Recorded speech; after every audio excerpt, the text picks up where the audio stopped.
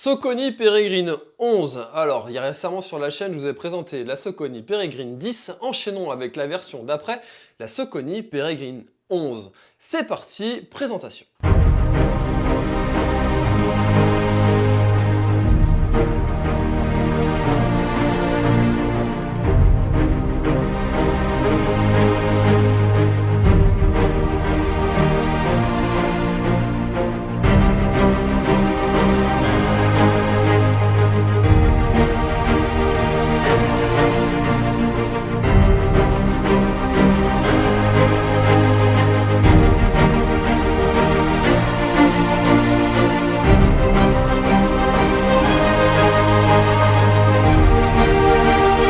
Alors, Saucony Peregrine 11, on a trois versions disponibles, la Peregrine 11 classique, la Peregrine 11 ST et la Peregrine 11 Gore-Tex.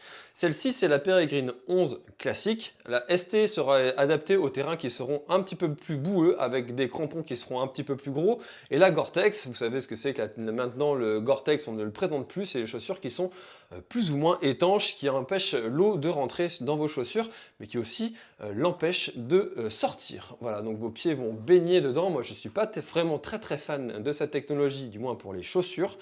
Mais sachez que ça existe si jamais vous êtes amené à devoir aller, par exemple, courir dans la neige. C'est des technologies qui peuvent être adaptées.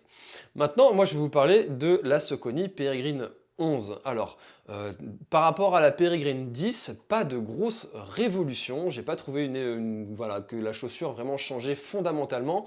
Maintenant, il y a des choses intéressantes, qu'on retrouve toutes les qualités intéressantes que l'on avait déjà sur la Peregrine 10, donc à savoir un drop de 4 avec une accroche qui est plutôt bonne. Moi, je trouve que ça va, ça passe, c'est plutôt bien. Alors par contre, il ne faut pas que ce soit des terrains vraiment très boueux, très gras, mais maintenant, c'est pas ce qu'on lui demande, parce que pour ça, eh ben, il y a la ST qui est là.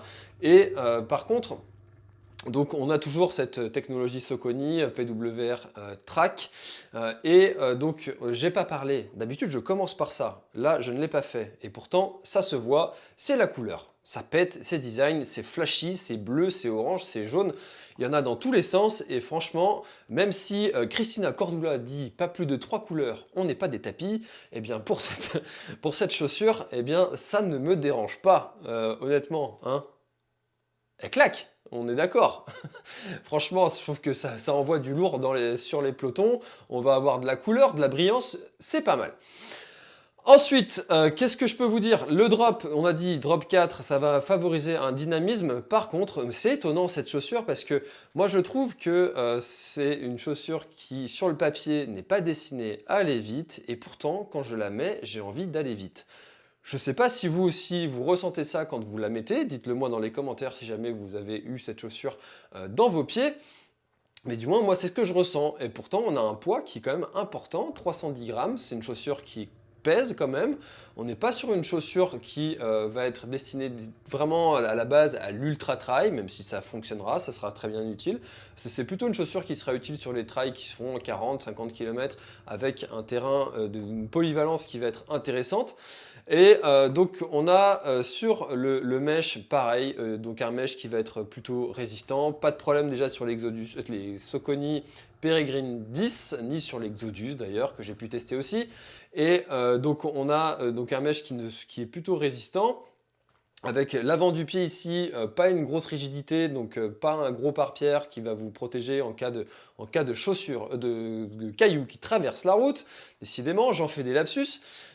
Et on a ici aussi une coque qui va être rigide, mais pas trop. Avec ici là, la hauteur de la tige qui ne va pas être non plus très importante, donc votre pied va être assez haut enfin votre malléole va dépasser souvent, pour moi ça dépasse un petit peu quand même ici, donc la tige ici n'est pas très haute, donc on n'aura pas un très bon maintien de la cheville, même si moi j'ai pas eu de difficulté à ce niveau là, mais en même temps j'ai pas de problème de cheville. Toujours chez Saucony, ce petit lacet ici qui va maintenir, enfin ce petit élastique qui va maintenir votre lacet. Et donc le poids, j'ai dit, la taille, ah oui, la taille, c'est pareil chez Saucony, moi d'habitude je fais un 46, et bien sur ce modèle-là, je fais un 46 aussi.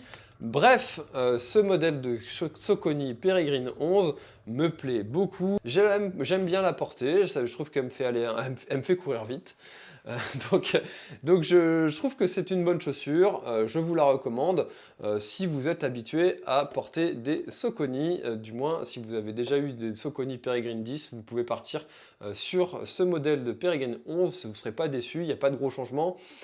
Mais bah écoutez, si vous étiez convaincu sur la 10, que vos chaussures sont usées et que vous avez besoin de changer, vous pouvez passer sur la 11, pas de problème.